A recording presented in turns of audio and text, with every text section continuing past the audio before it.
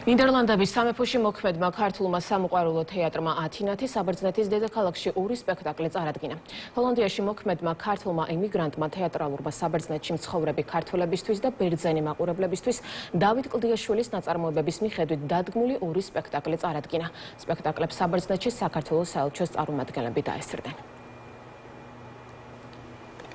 სასიამოვნოა ემიგრანტებისთვის ემიგრანტებთან შეხვედრა. ეს ძალიან საპასუხისმგებლო და ძალიან მნიშვნელოვანი საქმეა. ჩვენ ყველანი საზღვარგარეთ ვიმყოფებით ემიგრაციაში და ასე ვფიქრობ, რომ სადაც ვართ ჩვენ და ვაკეთებთ ქართულ საქმეს, იქ არის საქართველო.